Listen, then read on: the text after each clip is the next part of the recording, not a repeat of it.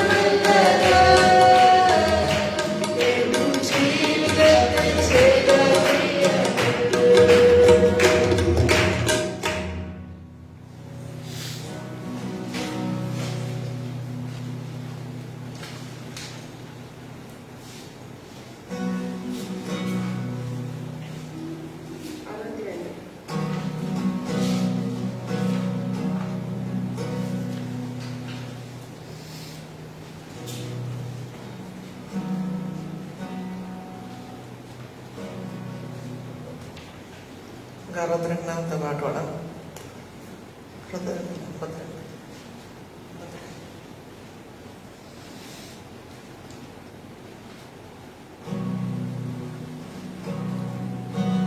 അപ്പോൾ ആദ്യം ഈ സമയത്ത് ദൈവം നമുക്ക് കഴിഞ്ഞ ആഴ്ചയിൽ ചെയ്തു തന്ന എല്ലാ നന്മകളെ ഓർത്തുകൊണ്ട് മനസ്സിൽ ആലോചിക്കാം, യേശു നമുക്ക് ഈ കഴിഞ്ഞ ആഴ്ചയിൽ എന്തൊക്കെ നന്മകളാണ് ചെയ്തു തന്നത്.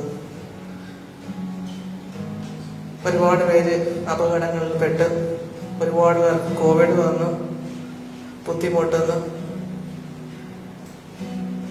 കർത്താവായ ദൈവമേ, നമുക്ക് മനസ്സിൽ ധ്യാനിക്കാം.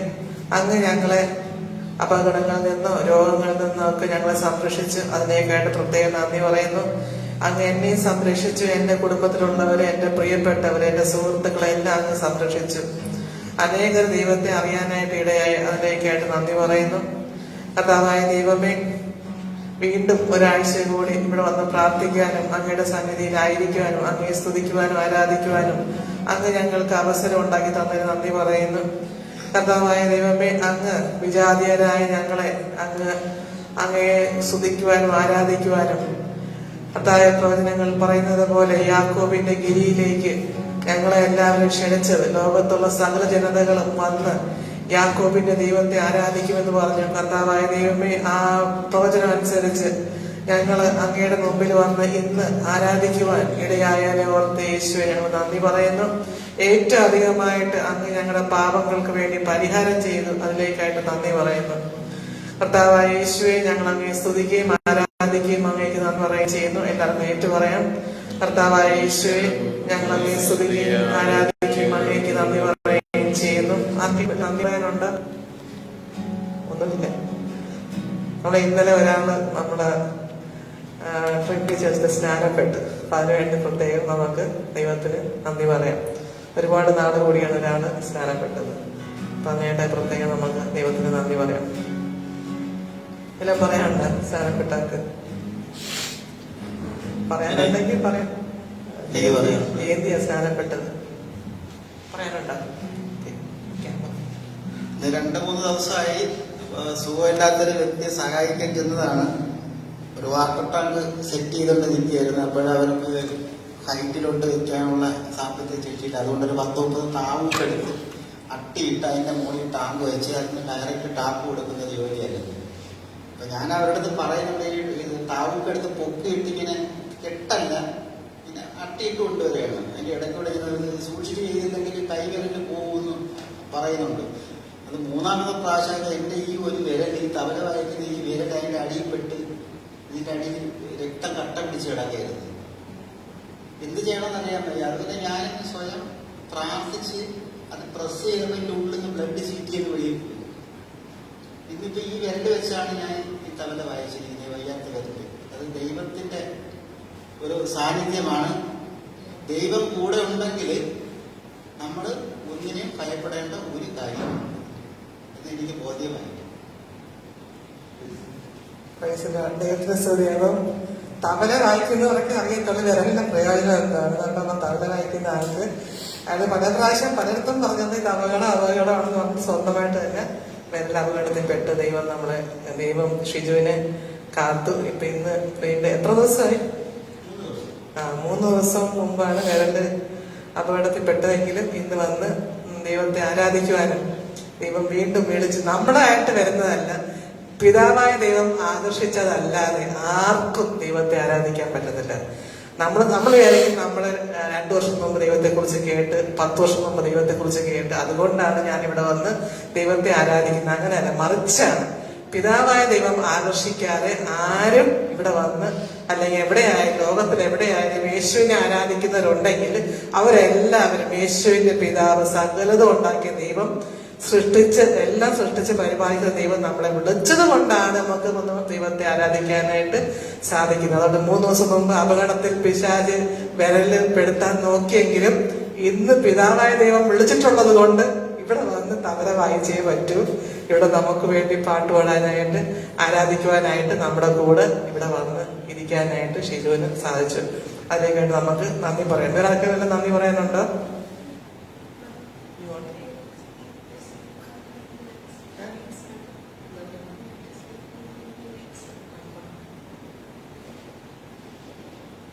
സാറയ്ക്ക് പറയാനുള്ള, സാറയ്ക്ക് ഉറക്കത്തിന്റെ പ്രശ്നം ഉണ്ടെന്ന് പലപ്പോഴും ഇവിടെ പറഞ്ഞിട്ടുണ്ട്.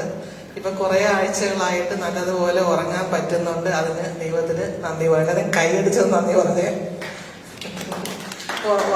ഉറങ്ങാൻ പറ്റാത്തത് ഭയങ്കര ബുദ്ധിമുട്ടാണ്. കാരണം ഉറങ്ങിയില്ലെങ്കിൽ നമുക്ക് പിറ്റേ ദിവസം ഒരു ജോലി ചെയ്യാൻ പറ്റത്തില്ല. പഠിക്കുന്ന പിള്ളേർക്കാണെങ്കിൽ പഠിക്കാൻ പറ്റത്തില്ല. അപ്പൊ ഒരുപാട് ആഴ്ചയായിട്ട് ഉറങ്ങാൻ പറ്റുന്നെങ്കിൽ അത് ദൈവത്തിന് പ്രത്യേകമായിട്ട് നന്ദി. എനിക്ക് ഭയങ്കര സന്തോഷം കേട്ടത്. ദൈവമേ നന്ദി. വേറെ ആർക്കെങ്കിലും പറയാനുണ്ടോ? അഭിരാമിക്ക് പറയാനുണ്ടോ? പറയാനുണ്ടോ? നമുക്കെല്ലാം പറയാനുണ്ട അല്ലേ?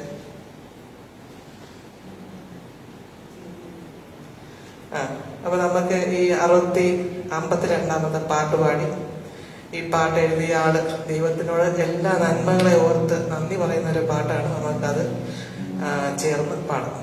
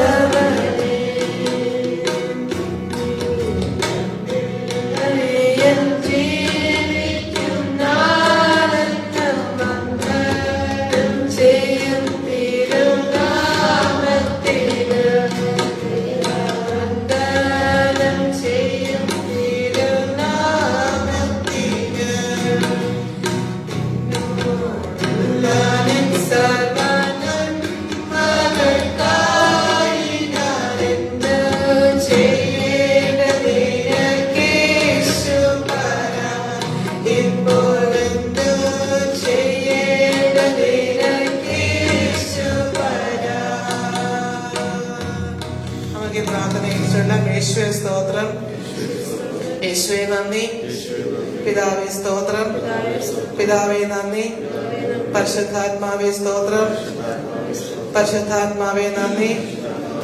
Hallelujah, hallelujah. നല്ലവനായ ദൈവമേ, പരിശുദ്ധനായ ദൈവമേ, സർവശക്തനായ ദൈവമേ, സൃഷ്ടാവായ ദൈവമേ, എന്നെ രൂപപ്പെടുത്തിയ ദൈവമേ, ഞാൻ അങ്ങേ സ്തുതിക്കുന്നു, ഞാൻ അങ്ങേ ആരാധിക്കുന്നു, ഞാൻ അങ്ങേ മഹത്വപ്പെടുത്തുന്നു. ഹല്ലേലൂയ, ഹല്ലേലൂയ, ഹല്ലേലൂയ, ഹല്ലേലൂയ. എനിക്ക് വേണ്ടി ശുഭമായ ഭാവിയും പ്രത്യാശയും നൽകുന്ന പദ്ധതി ഒരുക്കിയ നല്ല ദൈവമേ, എന്റെ അപ്പ, ഞാൻ അങ്ങേ സ്തുതിക്കുന്നു, ഞാൻ അങ്ങേ ആരാധിക്കുന്നു, ഞാൻ അങ്ങേ മഹത്വപ്പെടുത്തുന്നു. ഹല്ലേലൂയ. നമുക്ക് എഴുന്നേറ്റ് നിൽക്കാം. ഹല്ലേലൂയ, ഹല്ലേലൂയ, ഹല്ലേലൂയ, ഹല്ലേലൂയ. യേശുവേ, യേശുവേ, എന്നിൽ വന്നിറയണമേ. പരിശുദ്ധാത്മാവേ, എന്നിൽ വന്നിറയണമേ. ഹല്ലേലൂയ, ഹല്ലേലൂയ, ഹല്ലേലൂയ. യേശുവേ, യേശുവേ, യേശുവേ, പിതാവേ, ഹല്ലേലൂയ, ഹല്ലേലൂയ. പരിശുദ്ധാത്മാവിന്റെ പാട്ട് പാടാം. പരിശുദ്ധാത്മാവെ ശക്തി പകർന്നിടണമേ. 36ാമത്തെ പാട്ട്. ആ ബുക്ക് എടുക്കേണ്ട കാര്യമില്ല, നമുക്ക് എല്ലാം കാണാതെ അറിയാവുന്നതാണ്. ആ പാട്ട് പാടാം.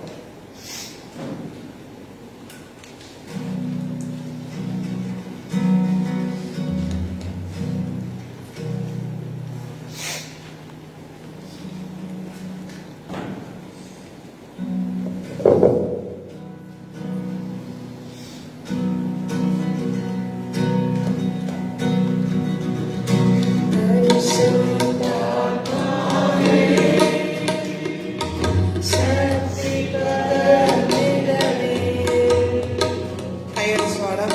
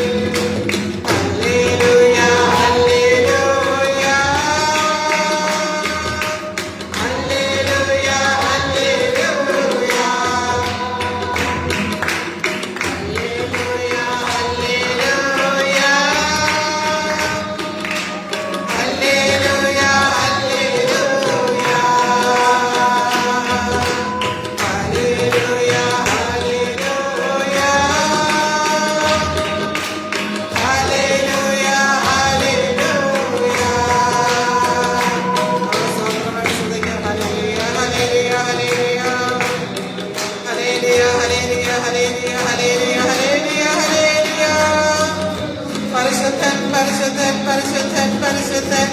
സൈന്യങ്ങളുടെ കർത്താവായ ദൈവം പരിശുദ്ധൻ. ആകാശവും ഭൂമിയും അങ്ങയുടെ മഹിമ കൊണ്ട് നിറഞ്ഞിരിക്കുന്നു. ഹല്ലേലൂയ ഹല്ലേലൂയ ഹല്ലേലൂയ ഹല്ലേലൂയ ഹല്ലേലൂയ ഹല്ലേലൂയ ഹല്ലേലൂയ ഹല്ലേലൂയ ഹല്ലേലൂയ ഹല്ലേലൂയ ഹല്ലേലൂയ.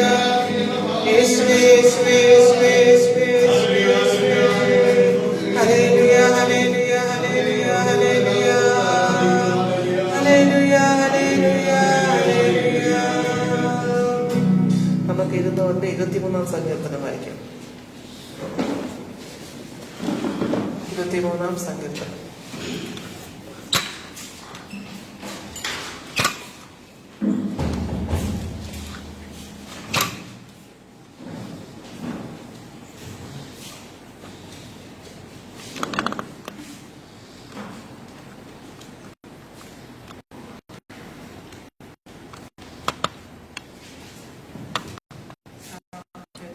അറുന്നൂറ്റി 25-ാമത്തെ പേജ്.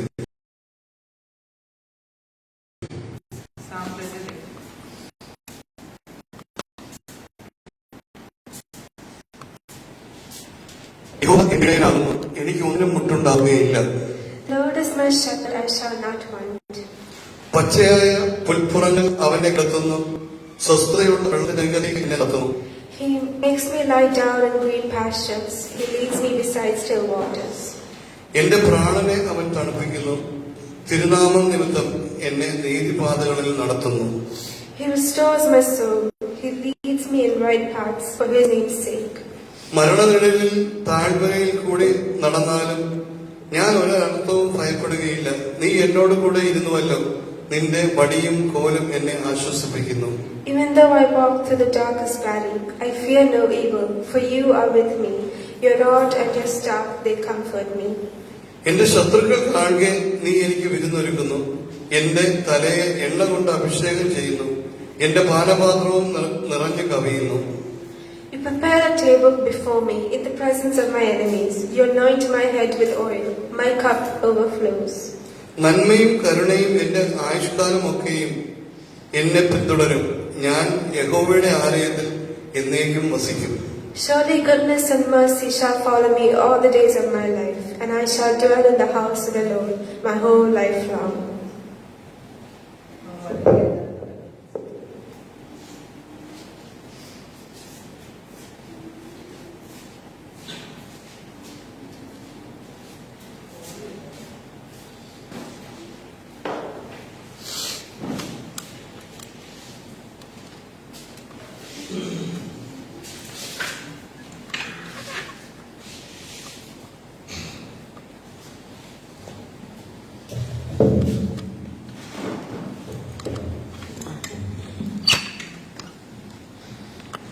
നമുക്ക് ലൂക്കായുടെ സുവിശേഷം 18-ാം അധ്യായം 1 മുതൽ 7 വരെയുള്ള വാക്യങ്ങൾ വായിക്കാം.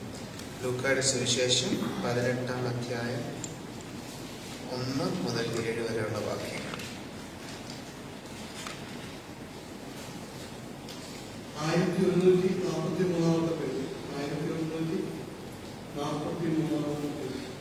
വായിക്കുന്നതിന് മുമ്പ് നമുക്ക് പ്രാർത്ഥിക്കാം. ദൈവമേ, ഈ ദിവസം ഞങ്ങൾക്ക് തന്നതിന് നന്ദി പറയുന്നു. ഈ പകൽക്കാലം അങ്ങേ ആരാധിക്കുവാനും അങ്ങ് ഞങ്ങൾക്ക് വേണ്ടി തന്ന സങ്കീർത്തനങ്ങൾ വായിക്കുവാനും അങ്ങ് ഞങ്ങൾക്ക് തന്ന ഈ കൃപയെ നന്ദി പറയുന്നു. അങ്ങയുടെ വചനത്തിലേക്ക് ഞങ്ങൾ കടക്കുമ്പോൾ ഞങ്ങൾ ഹൃദയങ്ങളെ അങ്ങയുടെ പരിശുദ്ധാത്മാവിന്റെ ജ്ഞാനത്താൽ ഒരുക്കണമേ. ഞങ്ങൾ അങ്ങയുടെ വചനങ്ങൾ കേൾക്കുമ്പോൾ ശ്രദ്ധപൂർവം കേൾക്കുവാൻ, അതിനുശേഷം അങ്ങയുടെ പരിശുദ്ധാത്മാവിന്റെ ശക്തിയാൽ ഈ വാക്കുകൾ ഞങ്ങളുടെ ജീവിതത്തിൽ പ്രാവർത്തികമാക്കുവാൻ അങ്ങ് ഞങ്ങൾക്ക് കൃപ തരണേ എന്ന് പ്രാർത്ഥിക്കുന്നു. യേശുവിൻ നാമത്തിൽ തന്നെ ആമേൻ. നമുക്ക് വായിക്കാം. ഇത് യേശു നമുക്ക് വേണ്ടി സംസാരിക്കുന്ന, നമുക്ക് വേണ്ടി പറഞ്ഞു തരുന്ന ഒരു കഥയാണ്. യേശു തന്ന ഒരു ഉപമയാണ്. നമുക്ക് വായിക്കാം. ലൂക്കായുടെ സുവിശേഷം 18-ാം അധ്യായം 1 വാക്യം. മടുത്തു പോകാതെ എപ്പോഴും പ്രാർത്ഥിക്കണം എന്നത് വെളിപ്പെടുത്തി കൊടുക്കുവാൻ അവൻ അവരോട് ഒരു ഉപമ പറഞ്ഞു. ദൈവത്തെ ഭയവും മനുഷ്യനെ ബഹുമാനവും ഇല്ലാത്ത ഒരു ന്യായാധിപൻ ഒരു പട്ടണത്തിൽ ഉണ്ടായിരുന്നു. ആ പട്ടണത്തിൽ ഒരു വിധവയും ഉണ്ടായിരുന്നു. അവൾ അവന്റെ അടുക്കൽ ചെന്നു, എന്റെ പ്രതിയോഗിക്കെതിരെ എനിക്ക് ന്യായം നടത്തി തരണമേ എന്ന് പറഞ്ഞു. കുറച്ചുകാലം അവൻ അതിന് വിസമ്മതിച്ചു. പിന്നെ അവൻ ഉള്ളിൽ പറഞ്ഞു, എനിക്ക് ദൈവത്തെ ഭയവും മനുഷ്യനെ ബഹുമാനവും ഇല്ല. എങ്കിലും വിധവ എന്നെ ശല്യപ്പെടുത്തുന്നത് കൊണ്ട് ഞാൻ അവൾക്ക് ന്യായം നടത്തി കൊടുക്കും. അല്ലെങ്കിൽ ഒടുവിൽ അവളുടെ ശല്യം എനിക്ക് അസഹ്യമായി തീരും. കർത്താവ് അവരോട്, അനീതിയുള്ള ന്യായാധിപൻ പറയുന്നത് കേൾക്കുവിൻ. ദൈവമോ രാപകൽ തന്നോട് നിലവിളിക്കുന്ന തന്റെ തിരഞ്ഞെടുക്കപ്പെട്ടവർക്ക് ന്യായം നടത്തി കൊടുക്കുകയില്ലയോ? അവൻ അവരുടെ കാര്യത്തിൽ കാലതാമസം വരുത്തുമോ? വേഗത്തിൽ അവർക്ക് നീതി നടത്തി കൊടുക്കുമെന്ന് ഞാൻ നിങ്ങളോട് പറയുന്നു. എന്നാൽ മനുഷ്യപുത്രൻ വരുമ്പോൾ അവൻ ഭൂമിയിൽ വിശ്വാസം കണ്ടെത്തുമോ എന്ന് ചോദിച്ചു. ഈ വിശ്വാസം എന്താണ്? യേശു അവസാനം പറഞ്ഞു, മനുഷ്യപുത്രൻ വരുമ്പോൾ, മനുഷ്യപുത്രൻ വെച്ചാൽ യേശു വീണ്ടും ഈ ഭൂമിയിൽ വരുമ്പോൾ ഇത്തരം വിശ്വാസം ഭൂമിയിൽ കാണുമോ? എന്ത് വിശ്വാസമാണ് ഇത്? എന്ത് തരം വിശ്വാസമാണ് യേശു കാണാൻ ആഗ്രഹിക്കുന്നത്, നമ്മളിൽ നിന്ന് പ്രതീക്ഷിക്കുന്നത്? ഇത് നമ്മൾ വായിച്ച ഈ ഉപമയിൽ ആരൊക്കെയാണുള്ളത്? ഒരു വിധവയായ സ്ത്രീയുണ്ട്, ഒരു ന്യായാധിപനുണ്ട്. അന്നത്തെ കാലത്ത് ഒരു വിധവയുടെ അവസ്ഥ എന്താണ്? യേശു സംസാരിച്ചുകൊണ്ടിരുന്ന യേശു സംസാരിച്ച ഈ സമയത്ത് ഒരു വിധവയ്ക്ക് നല്ലോണം സമൂഹം ഈ സ്ത്രീയെ സപ്പോർട്ട് ചെയ്തില്ലെങ്കിൽ,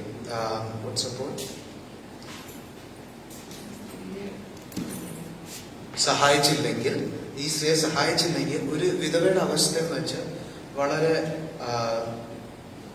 നമുക്ക് വിഷമം തോന്നുന്ന ഒരു അവസ്ഥയാണ്. അവർക്ക് പോവാൻ വീടില്ല, സ്വന്തമായിട്ട് പൈസയില്ല, മകൻ സഹായിക്കുന്നില്ലെങ്കിൽ, അല്ലെങ്കിൽ മക്കള് സഹായിക്കുന്നില്ലെങ്കിൽ, ആരും സഹായിക്കാതെ ഒറ്റയ്ക്ക് താമസിക്കുന്ന, ഒരുപക്ഷെ സിനഗോഗിലും യെരൂശലേം ദേവാലയത്തിൽ തെരുവിൽ ജീവിക്കുന്ന ഒരു അവസ്ഥ വരാൻ ഉള്ള സാധ്യത ഉണ്ടായിരുന്നു. ഒരു വിധവയുടെ അവസ്ഥ അന്നത്തെ കാലം. അതുകൊണ്ടാണ് ദൈവത്തിന്റെ നിയമത്തിൽ പ്രത്യേകം പറയുന്നത്, ഏതെങ്കിലും ഒരു രാജാവ് അവര് താമസിച്ച ആ കാലഘട്ടത്ത് വിധവകളെ സഹായിച്ചില്ലെങ്കിൽ ദൈവത്തിന്റെ പ്രത്യേക കോപം ആ രാജാവിനെതിരെ കൊണ്ടുവരുമായിരുന്നു. കാരണം എന്താന്നാണ്, വിധവമാര് അന്നത്തെ സമൂഹത്തിൽ ആരും സഹായിക്കാത്ത ഒരു കൂട്ടം ആൾക്കാരായിരുന്നു. അതുകൊണ്ട് തന്നെ ദൈവത്തിന്റെ ഹൃദയം എപ്പോഴും ദൈവം പ്രത്യേകം എടുത്തു പറയുന്ന 3 ആൾക്കാരുണ്ട് ദൈവത്തിന്റെ വചനത്തിൽ. ഇവരെ നിങ്ങൾ നോക്കിയില്ലെങ്കിൽ എന്റെ കോപം നിങ്ങൾക്കെതിരെ ആയിരിക്കും. എന്താന്നാണ്? വിധവകൾ, അനാഥകർ,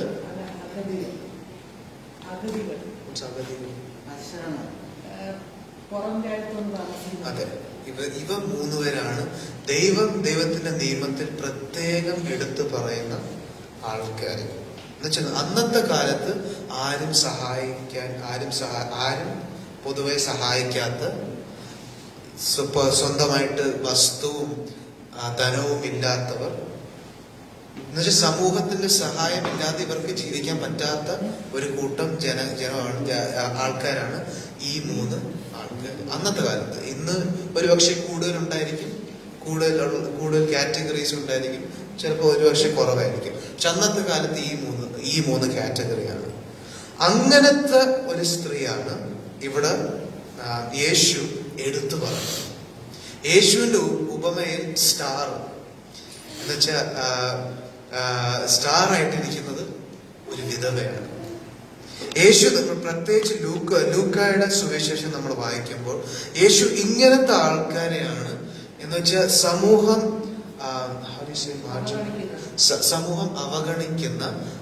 അവഗണിക്കുന്ന ആൾക്കാരെയാണ് യേശു മുമ്പോട്ട് കൊണ്ടുവരുന്നത്. യേശുവിന്റെ കഥകള്, യേശുവിന്റെ ഉപമകൾ, യേശു പ്രവർത്തിച്ച കാര്യങ്ങളിൽ യേശു മുമ്പിലോട്ട് കൊണ്ടുവരുന്ന സമൂഹം പൊതുവെ അവഗണിച്ച ആൾക്കാർ.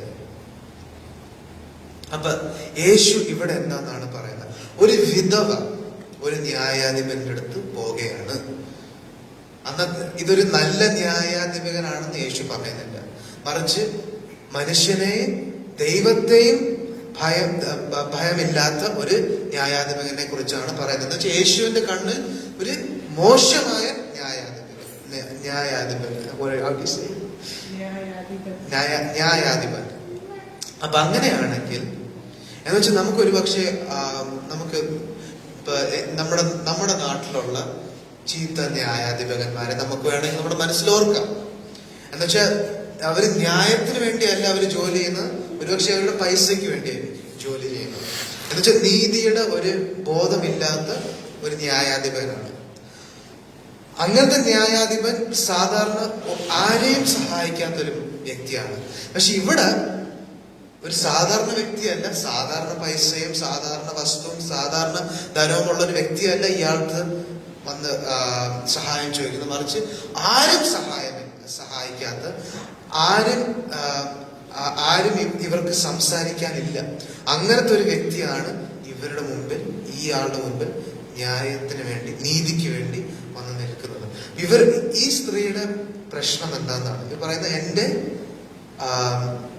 പ്രതിയോഗിക്കെതിരെ എന്റെ പ്രതിയോഗിക്കെതിരെ എനിക്ക് ന്യായം നടത്തി തരണമേ എന്ന് വെച്ചാൽ ഈ സ്ത്രീ, ഈ വിധവ വെറും ഒരു വിധവയല്ല, പക്ഷെ ഇവർക്കെതിരെ ഒരു വലിയ അന്യായം ആരോ ചെയ്തു. ഇങ്ങനത്തെ ഒരു വ്യക്തിയാണ് ഈ ന്യായാധിപന്റെ അടുത്ത് വന്ന് നിൽക്കുന്നത്. അപ്പോൾ പക്ഷെ ഇവരുടെ ഹൃദയം എങ്ങനെയാണ്? ഈ വിധവ അവരുടെ ജീവിതത്തിൽ നടന്ന അന്യായം ചിന്തിച്ചുകൊണ്ട് മിണ്ടാതിരിക്കുകയാണോ, അല്ലെങ്കിൽ വിഷമം കൊണ്ട് നിറഞ്ഞു നിൽക്കുകയാണോ? അല്ല. യേശു എന്താണ് പറയുന്നത്? ഈ വ്യക്തി അവരുടെ അന്യായം അവർക്കെതിരെ അന്യായം നടന്നു എന്ന് അവർക്ക് ബോധ്യമുണ്ട്. പക്ഷേ അതിനുപരി അവരെല്ലാ ദിവസവും നിരന്തരം അവർ ന്യായത്തിന് വേണ്ടി ചോദിക്കുന്നു. എന്ന് വെച്ചാൽ ഇവർക്ക് അവരുടെ പ്രതിയോഗിക്കെതിരെ ന്യായം നടത്താൻ ഇവർക്കൊരു ശേഷിയുമില്ല. അവർക്ക് പട്ടാളമില്ല, അവർക്ക് എന്തെങ്കിലും ചെയ്യാനുള്ള ഒരുപക്ഷെ ശക്തി കാണത്തില്ല, ശാരീരിക ശക്തി കാണത്തില്ല. പക്ഷെ എന്നാലും ഇവരെല്ലാ ദിവസം വന്ന് ചോദിക്കുന്നു, എനിക്ക് ന്യായം ആവശ്യമാണ്. യേശു ഇവിടെ പറയുന്നത് ഇവർ ഈ നിരന്തരം ഇങ്ങനെ അവരുടെ സ്വന്തം കഴിവുകൾ നോക്കാതെ, അവരുടെ സ്വന്തം കുറവുകൾ നോക്കാതെ, അവരുടെ സ്വന്തം വിഷമങ്ങൾ നോക്കാതെ നിരന്തരം അവർക്ക് അർഹിക്കുന്ന ന്യായം നോക്കുന്നുകൊണ്ട് യേശു പറയുന്നു, ദുഷ്ടനായ ന്യായാധിപൻ പോലും എന്തെങ്കിലും ചെയ്തു കൊടുക്കും. അങ്ങനെയാണെങ്കിൽ നീതിമാനായ നിങ്ങളുടെ സ്വർഗീയ ന്യായാധിപൻ എത്രമാത്രം നിങ്ങൾക്ക് ചെയ്ത് തരും? അതാണ് യേശു പറയുന്നത്. നമ്മുടെ ജീവിതത്തിൽ നടക്കുന്ന അന്യായങ്ങൾ നമ്മൾ മാത്രമല്ല കാണുന്നത്, യേശുവും കാണുന്നു, ദൈവവും കാണുന്നു. പഴയ നിയമം ഉടനീളം നമ്മൾ വായിച്ച ഉടനീളം നമ്മൾ കാണുന്നത് യേശു സമൂഹം അവഗണിച്ച, സമൂഹം കേൾക്കാത്ത ഓരോ വ്യക്തിയുടെയും കരച്ചിലുകൾ ദൈവം കേൾക്കുന്നു, യേശു കേൾക്കുന്നു. യേശു എന്താണെന്നാണ് പറയുന്നത്? നിന്റെ കണ്ണുനീർ ഞാൻ എന്ത് ചെയ്യണം? ഒപ്പിയെടുക്കുന്ന മാത്രമല്ല, കുപ്പിയിൽ ശേഖരിച്ചു വെച്ചിരിക്കുന്നു. ദൈവം വേറെ സ്ഥലത്ത് പറയുന്നു,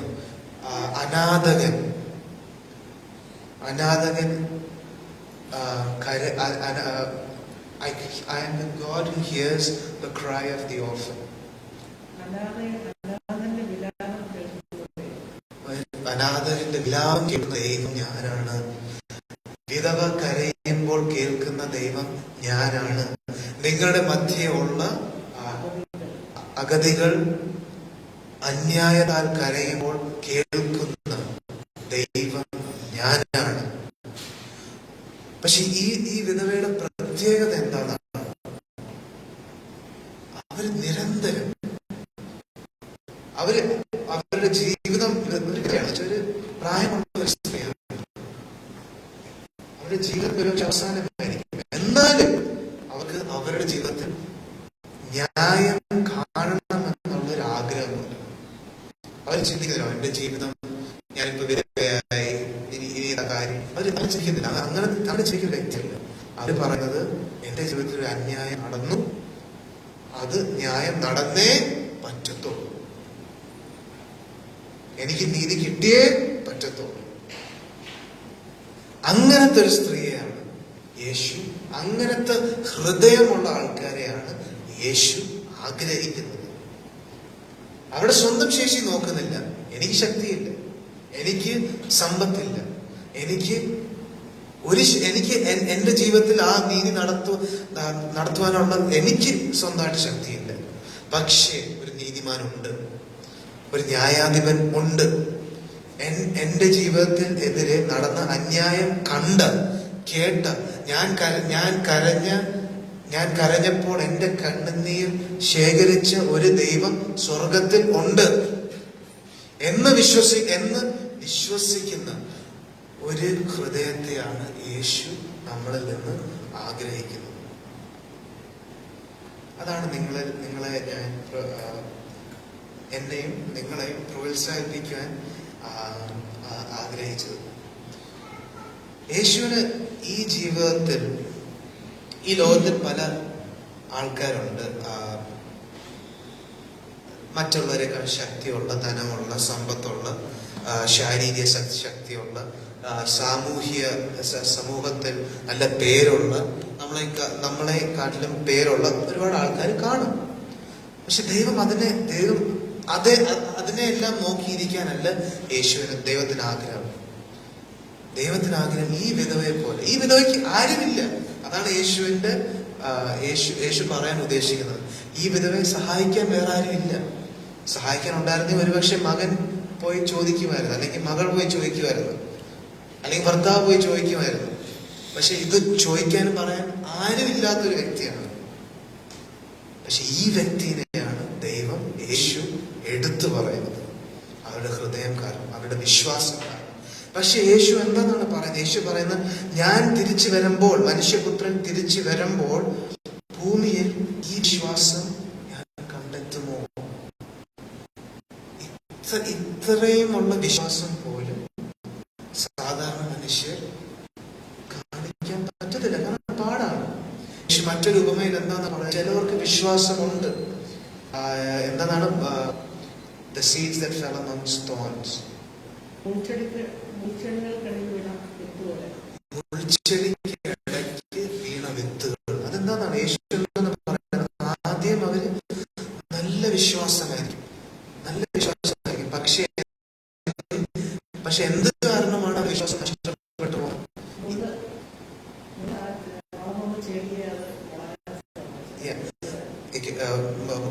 അത് വളർന്നു വരുന്ന മൂട് യേശു എന്താ പറയുന്നത്? ഈ ഭൂമിയിലെ the fears and worries of this world, ഈ ഭൂമിയുടെ ഭയവും ആകുലതയും അവരുടെ വിശ്വാസത്തെ തളച്ചു നിർത്തും. അങ്ങനെയാണ് നമുക്ക് പലവർക്കും, എനിക്കും ഒരുപക്ഷെ നിങ്ങൾ ചിലവർക്കും നമുക്ക് വിശ്വാസം ഒരുപക്ഷെ കുറവ് കാണത്തില്ല. നമുക്ക് യേശുവിന് സ്നേഹം കാണും, വിശ്വാസം കാണും. പക്ഷെ നമ്മുടെ ഭയം, ജീവിതത്തിലുള്ള ഭയം, ആകുലതകൾ, അതായിരിക്കും നമുക്ക് മുമ്പോട്ട് പോകാൻ പറ്റാതെ, നമുക്ക് വളരാൻ പറ്റാത്ത യേശുവിൻ വിശ്വാസത്തിൽ. പക്ഷെ ഈ സ്ത്രീക്ക് പ്രശ്നങ്ങൾ ഒരുപാട് കാണുമായിരിക്കും. ഒരുപാട് അനീതികൾ ഇവർക്കെതിരെ സംഭവിച്ചു കാണുമായിരിക്കും. പക്ഷെ ആ ഭയം അവരെ തടസ്സപ്പെടുത്തി. ആ ഭയം ഉണ്ടായിരുന്നെങ്കിലും അവര് ദൈവത്തിന് മുമ്പ് എല്ലാ ദിവസവും പോയി എനിക്ക് ന്യായം നടത്തി തരണം. അങ്ങനത്തെ വിശ്വാസമാണ് ദൈവം നമ്മിൽ നിന്ന് ആഗ്രഹിക്കുന്നത്. അങ്ങനെ ആഗ്രഹിക്കുമ്പോൾ നമ്മൾ ചരിത്രം വായിക്കുമ്പോൾ, ചരിത്രത്തിലുള്ള വലിയ വിശ്വാസികളെ കുറിച്ച് നമ്മൾ വായിക്കുമ്പോൾ, ഇങ്ങനത്തെ ചില ആൾക്കാര് യേശു പറയുന്ന എന്നുവെച്ചാൽ ആ ജീവിതത്തിലുള്ള ഭയങ്ങൾ അവരെ തടസ്സപ്പെടുത്താത്ത ചില വിശ്വാസികൾ, അവരാണ് ഈ ജീവിതത്തിൽ ഈ ലോകത്തിലുള്ള അനീതികൾക്കെതിരെ നിന്നിട്ടുള്ള വീരനായ മനുഷ്യൻ.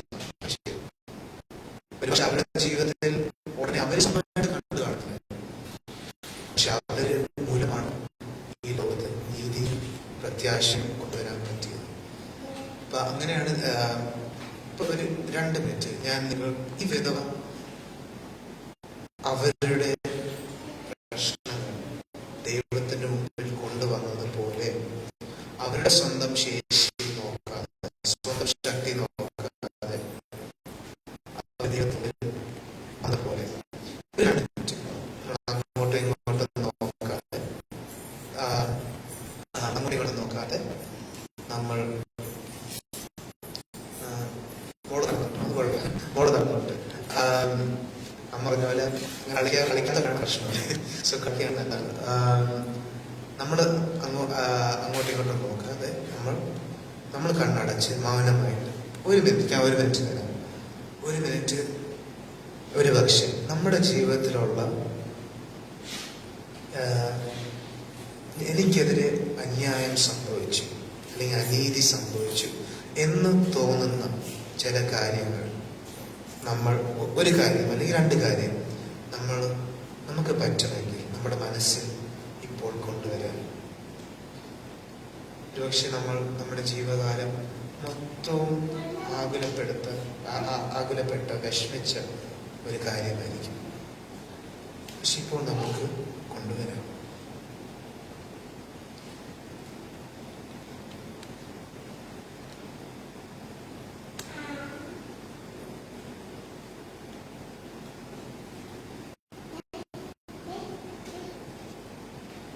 ആ സംഭവം, ആ വ്യക്തി, ആ സമയത്തിൽ നമുക്കുണ്ടായിരുന്ന ആ വേദന നമുക്ക് ഓർക്കാം. പക്ഷെ നമുക്ക് വേറൊരു കാര്യം കൂടെ ഓർക്കാം. യേശു നമ്മളെ ഇന്ന് ഓർമ്മപ്പെടുത്തിയ ഈ കാര്യം, നമ്മൾ കരഞ്ഞപ്പോൾ ദൈവം കണ്ടു. ദൈവം നമ്മുടെ കണ്ണുനീർ ശേഖരിച്ചു വെച്ചു. ദൈവം നമ്മൾ അറിയുന്നതിന് മുമ്പേ തന്നെ ദൈവത്തിന് മനസ്സിലായി, ഇത് എൻ്റെ മകനെതിരെ, എൻ്റെ മകൾക്കെതിരെ നടന്ന ഒരു അനീതിയാണ്. ദൈവം നീതിമാനായ ദൈവമാണ്. നീതിയിൽ പൂർണ്ണമായ ദൈവമാണ്. ഈ ദൈവത്തിനോട് നമുക്ക് നിശബ്ദമായി നമ്മുടെ ഹൃദയത്തിൽ, നമ്മുടെ മനസ്സിൽ നമുക്ക് പ്രാർത്ഥിക്കാം. ദൈവമേ, എനിക്ക് ഈ കാര്യത്തിൽ നീതി ആവശ്യമാണ്, ന്യായം ആവശ്യമാണ്.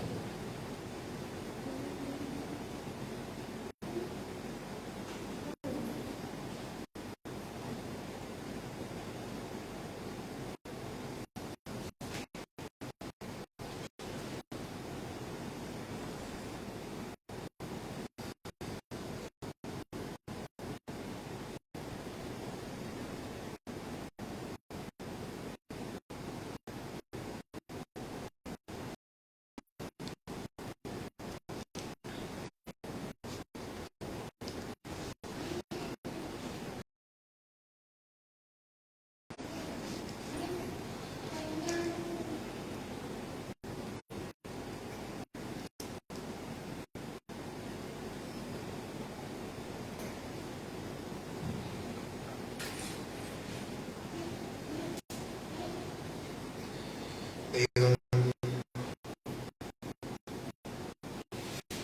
വെളിപ്പാട് പുസ്തകത്തിൽ പറയുന്നു, ഇതാ മനുഷ്യരോട് കൂടെ ദൈവത്തിന്റെ കൂടാരം, അവൻ അവരോട് കൂടെ വസിക്കും, അവർ അവന്റെ ജനമായിരിക്കും, ദൈവം താൻ അവരുടെ ദൈവമായി അവരോട് കൂടെ ഇരിക്കും, അവൻ അവരുടെ കണ്ണിൽ നിന്ന് കണ്ണുനീരെല്ലാം തുടച്ചു കളയും.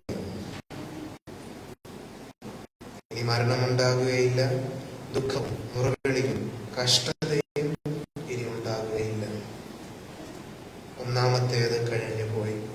സിംഹാസനത്തിൽ ഇരിക്കുന്നവൻ ഇതാ സകലവും